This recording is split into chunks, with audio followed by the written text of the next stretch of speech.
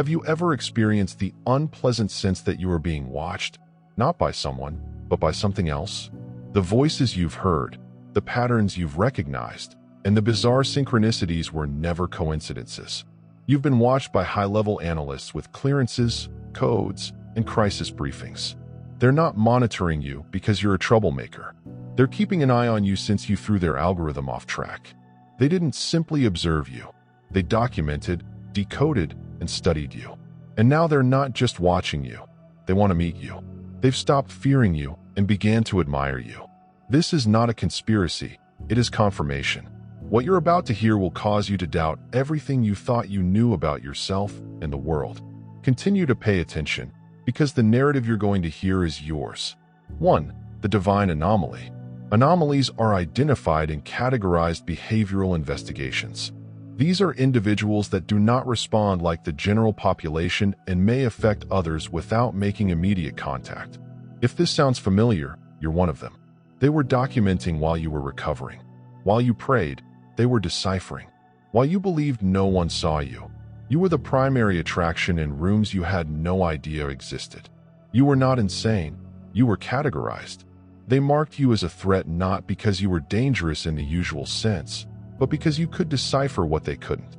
While most individuals went through life on autopilot, you began asking questions that no one wanted to answer. You saw patterns in dysfunction and detected falsehoods hidden under polished smiles. You caught up on what was never expressed and questioned what everyone else believed without hesitation.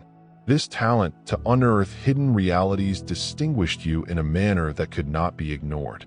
Your understanding was not gleaned from books or formal instruction, it was recalled. The game shifted when they learned you were remembering the truth rather than learning it. You became an untraceable frequency, a walking key that they couldn't locate in any known realm. Your stillness was unnerving, your awareness provocative, and your ability to stay calm while seeing through illusions made you seem like a flaw in their system. You were not only inside the matrix, you were silently mapping it from inside. They attempted to analyze your actions, relationships, and decisions, but every time they thought they had you figured out, you went in unexpected directions. Where others buckled under pressure, you remained quiet and recalibrated. Most people reacted emotionally, but you answered with precision and plan. They couldn't put you into a psychological profile since your choices were motivated by spirit rather than fear, approbation, or ego. They weren't scared you'd incite a riot. They were terrified your very presence would awaken people, causing them to question authority and reality. You were not unpredictable. You were unstoppable. They might follow your route, but not your goal. You were not just navigating the system, you were assigned to expose it. 2. Your purity broke their metrics. You were not a casual subject. You were being evaluated by experienced specialists. Their whole existence focused on identifying dangers, tracking instability, and determining duplicity. They used psychological models, behavioral algorithms, and sophisticated technologies to identify liars and fragmented brains. But when they used those instruments against you, everything went wrong. You did not fit any of their categories. You weren't unpredictable, but you weren't passive. You weren't furious, but you also weren't pretending to be calm. You did not seek attention, yet your presence attracted it naturally. All of the typical labels, trauma reaction, concealed hostility, manipulative tendencies, slid right off you. They attempted to push you into its structure, but it could not contain you. You weren't opposing their metrics, you were violating them. What genuinely upset their whole system was the amount of internal purity you displayed. This was not about being perfect, it was about clarity. You weren't concealing intentions, seeking vengeance, or covering your energy to fit in. Because you weren't transmitting static, your frequency was startlingly clear. The purer your signal, the more their technology and psychological evaluations malfunctioned. You did not register as a possible issue and lacked the telltale signs of deception or psychopathology. Instead, you pulsed like something holy, which they had the necessary skills to read. At first, they believed the data was incorrect. Perhaps the program was slow, or you were lying. But the longer they watched, the more their confidence dwindled. You were not performing. Rather, you were aligned. and it bothered them more than any tantrum or public outburst could. They were searching for disorder, but what they discovered was depth. They were trained to recognize fakes, yet you persisted posing as the genuine thing. They anticipated a soul distorted by anguish, bitterness, or ego, but instead found someone who had burned through it all and emerged complete. That was when the murmurs started.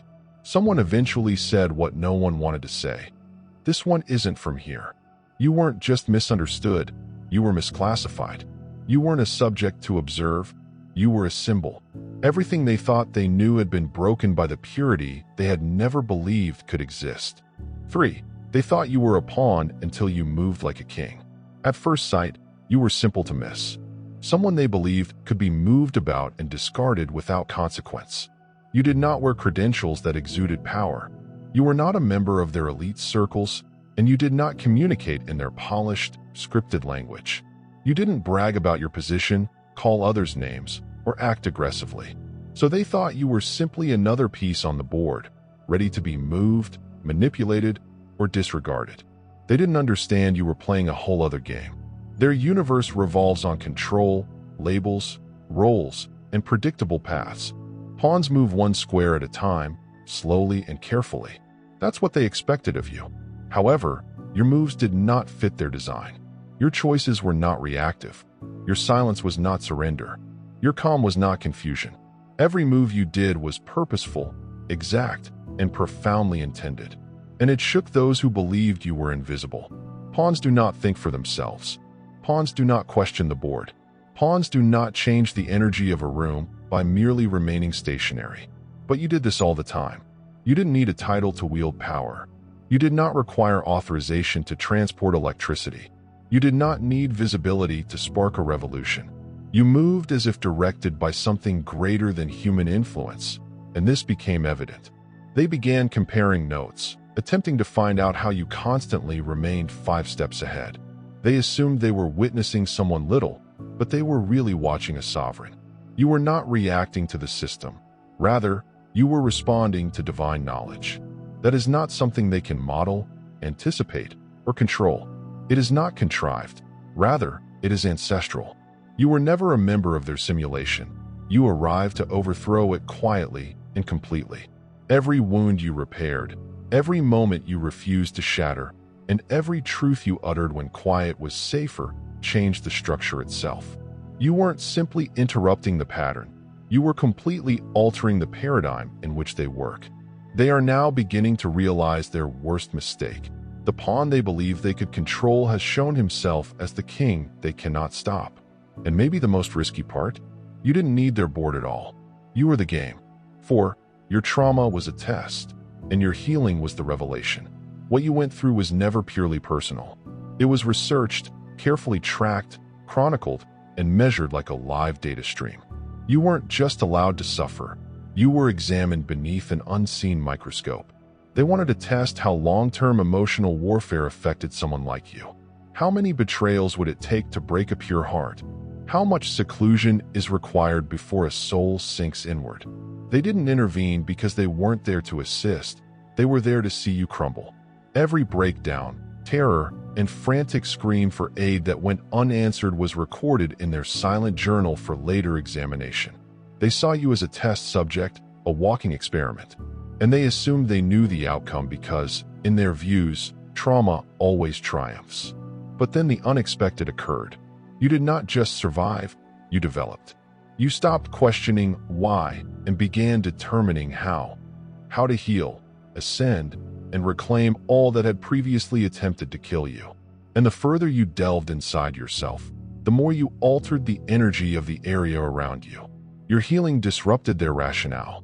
Their models did not account for redemption. Their charts were unable to quantify grace. You weren't meant to come back stronger, clearer, and much more deadly in your silence. But you did, and that altered everything. They stopped recording your breakdowns since there weren't any more to record. Instead, you were bursting open, fractured yet cognizant, frail but powerful. That made you untouchable in ways they couldn't understand. The experiment had gone against them. The spectator had become the pupil. You became the blueprint. You weren't healing only for yourself. Every scar you changed into insight, every trigger into self-awareness, sent a message into the unknown. Something old and everlasting awoke inside you, and others who had previously examined your wounds started to see something divine in your recuperation. Reverence replaced mockery. Fear replaced indifference. Because in a society that thrives on brokenness, your completeness has become the most dangerous oddity of all. 5. You walked through traps that were designed for 99% to fail. You didn't simply survive what occurred. You navigated a battlefield designed for practically everyone else to fail. None of your suffering was random. The hurdles were not natural. They were carefully planted like slow-motion landmines, psychological warfare, energy obstructions, social sabotage, and hidden setups designed to shatter your mind, identity, and soul. Most people would have crumbled under half of that, and that is the reality. These were not random sufferings. They were deliberate repetitions of patterns. People were brought into your life to break you. Opportunities were dangled just out of reach to rip apart your darkest scars. Even the silence, isolation, rejection, and gaslighting were all part of a concealed plan to make you doubt your value and drive you to self-destruction. But you did not accept the bait. You continued walking, slowly and painfully, but onward. You breached boundaries you were never supposed to traverse. You survived traps designed to entirely empty you out. And now the inventors of this system are dumbfounded because they've done the same test numerous times, and only a handful of people have ever come out unscathed. They planned your assaults for when you were most vulnerable, banked on your quiet, and anticipated your demise. But you continued breathing, listening to your internal compass, and ascending. Here's what they didn't expect. Your endurance was propelled by heavenly intellect, which was far beyond their grasp and control. They are now left asking questions they do not want to know the answers to. How did you see through their illusions? How did you protect your mind when the whole environment was meant to pervert it? How did you keep your spirit pure in a system designed to stain it? They called you a subject, a scenario, or a case study. But what's the truth? You weren't just being tested, you were revealing the test itself. You didn't overcome the system by playing their game. Rather, you undermined it by refusing to conform to its demands. This is why they are surprised. You didn't just survive, you strolled right through their traps, emerging as live evidence that the pattern can be broken. If this message resonates with your soul, you may be one of the few who have traveled this route. Do not let your trip finish here. Subscribe to God Connection and click the bell symbol to join a group of individuals who are changing the rules. If this message has provided you some insight or calm, please consider making a $10 gift via the Super Thanks button to help us continue our work. Every donation, no matter how large or little, helps us spread God's message and give people hope. 6. They tracked you for patterns, but discovered a frequency. At first, they expected you to be like everyone else, straightforward, predictable, and trackable. They looked for patterns, triggers, behaviors, and emotional responses. They intended to map you like a machine to discover your flaws, routines, and breaking points. That is how they have always worked. Find the rhythm, exploit it, and negate it. But with you, nothing fits. What they discovered wasn't a pattern, but a transmission. You did not move in accordance with the logic they could establish. You did not react to pressure in the manner they were conditioned to anticipate. Your decisions were frequently small, almost imperceptible, yet they had a disruptive impact that transformed whole rooms. You could enter a space without speaking and yet change the vibe. Everyone around you would change. Tension would increase, or a profound, incomprehensible serenity would set in. Even their equipment responded. When you were around, technology glitched, equipment failed, sensors surged, and surveillance feeds became erratic. Their techniques were designed to identify falsehoods, forecast revolt, and monitor psychological degeneration. However, none of this prepared them for someone whose effect was not behavioral, but energy. You didn't ping as a danger because of what you did. You resonated as a force because of what you had. Your tranquility was not the result of inactivity. Your restraint was not based on fear. And your power did not come from battling for control. Rather, it came from following an old and perfect code that they couldn't access.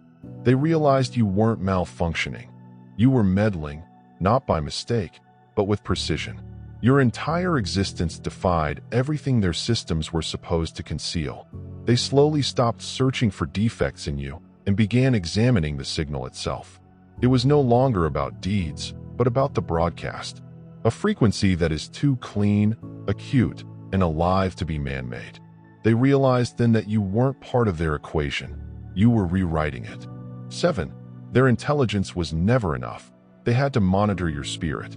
Their technology was excellent, and their monitoring was accurate. They were aware of your location, history, search patterns, tone of voice on phone conversations, and even the micro-expressions you used when stressed. They monitored your habits, sleep, interests, and connections. On paper, they thought they had you totally figured out. But something kept sliding through. It wasn't your actions that baffled them. It was your existence. They could observe your outside existence indefinitely, but your inner world contained the true mystery. Your soul moved in ways they couldn't understand. There were moments when you broke down, yet even then, you exuded power. When you grieved, the room did not soften. Rather, it altered. Grief became sacred. Silence became electrifying. You weren't simply getting through the agony. You were communicating something essential and irrefutable. When you prayed, things happened, not in theory, but actually. Environments changed, and consequences reversed. The shackles that normally bind most individuals did not grip you. You did not seek influence, but it enveloped you. People were attracted to you without understanding why. Even in repose, you exuded a subtle authority that could alter the whole flow of a place. That's when they recognized their intelligence was limited. They may document what you did, but not why it worked. They could quantify your steps, but not the power protecting them. They might observe you all day and never understand the strength of your presence, since it wasn't about charm, strategy, or psychology. This was spirit. You were no longer simply a person. You were an event, an unpredictable instant in time, a variable that could not be programmed. They couldn't recreate what you carried or reverse engineer your moves. You were not acting on instinct or manipulation. You were following directions from somebody higher. And now they want to meet with you, not because they need additional data, but because it failed. They noticed everything but the one thing that was most important: the intensity behind your gaze, the conviction in your stillness, the presence that does not need to be spoken but nevertheless dominates the room. Watching from a distance was no longer enough. They wanted to experience something they couldn't describe. 8. You were the case study that broke the algorithm. You weren't simply living your life. You were being tracked as part of a long-term experiment, a dossier that was discreetly tagged and kept behind closed doors. They did simulations on you, determining how long it would take for a soul to crack under constant spiritual strain. They wanted to discover how trauma, poverty, betrayal, emotional desertion, and social manipulation might erode a person from the inside out. Their whole worldview was based on a single unshakable belief that spiritual degeneration was inevitable. In their thinking, if they removed enough support, created enough turmoil, and put you under continual strain, you would inevitably collapse. That is what the statistics anticipated. Instead of sinking into self-destruction as they had predicted, you started to awake. You didn't simply fight the collapse. You summoned something greater, something older than memory, something they didn't think existed in this day. They saw it in your emotional resilience, your capacity to remain grounded in the midst of chaos, and the clarity you maintained in situations meant to perplex you.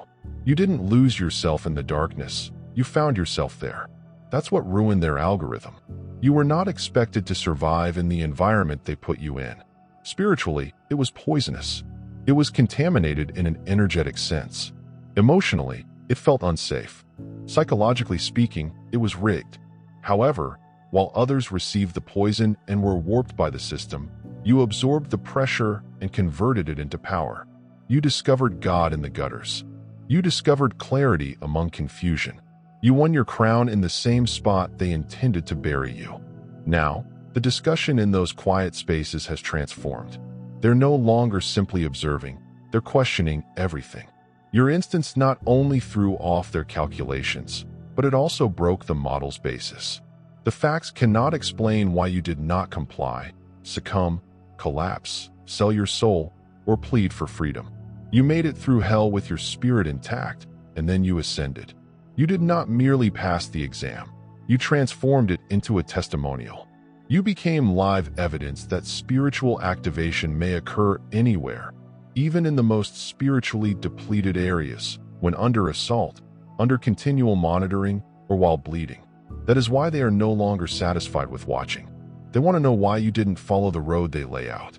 You lighted a fresh one, and no algorithm on Earth was prepared for it. 9. Your quiet resistance was a tactical revolution. Your insurrection did not resemble rebellion. You did not stand on podiums or wave flags. You did not mobilize a crowd or yell into microphones. You did not urge the world to notice you. But every silent no, every line you refused to cross, every moment you chose serenity over performance, every time you walked away from manipulation without explanation, you were sparking a revolution. Not with sound, but with nerve. They were taught to recognize noisy threats. They were bracing for cataclysmic anarchy. They anticipated that rivals would approach with fire and fury. What about you?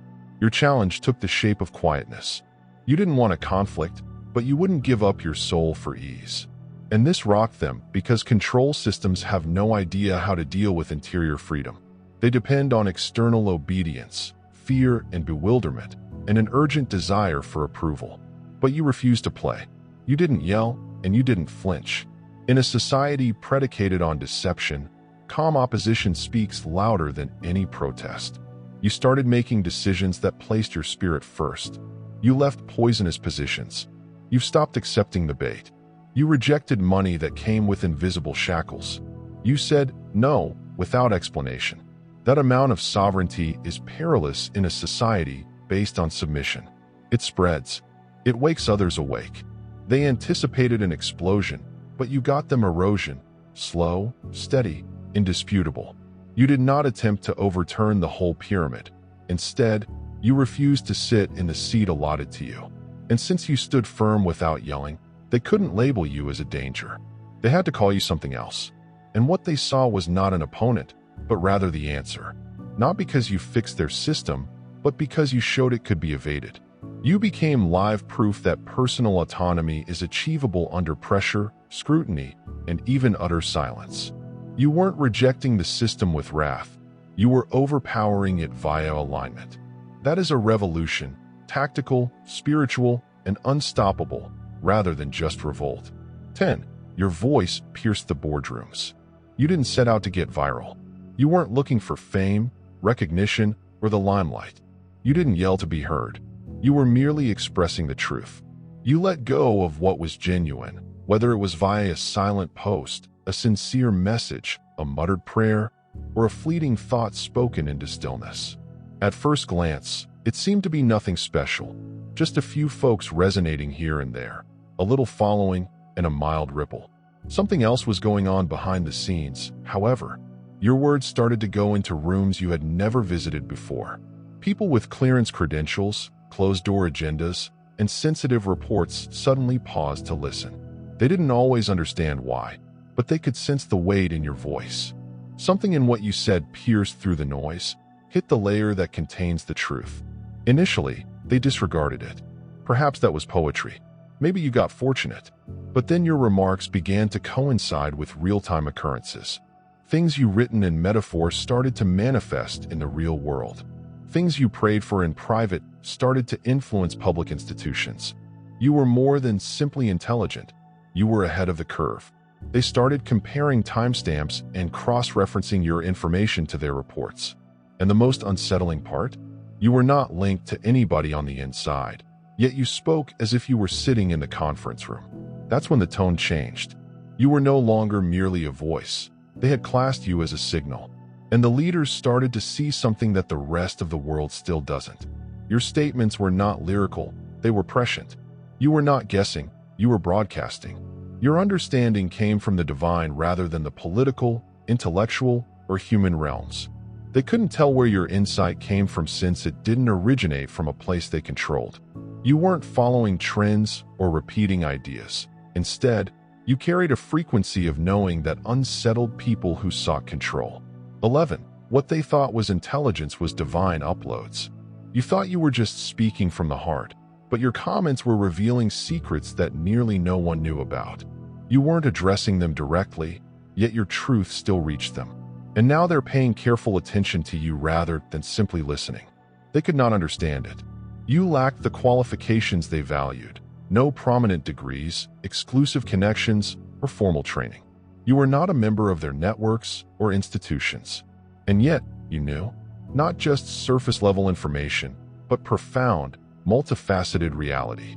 The type of truth that makes people pause in mid-sentence and wonder, how do they know that? You mentioned events that had not yet transpired. You pointed out tactics before they were implemented.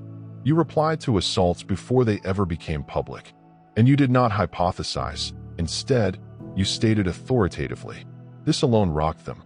In their universe, information leaves a trace. If you know anything, you probably learned it from someone. That is the rule. But with you, there were no leaks, informants, wires, or briefings. Just you in silence, writing, speaking, praying, and disclosing. They attempted to dismiss it as intuition or rapid learning, but the consistency disproved that argument. This wasn't a coincidence.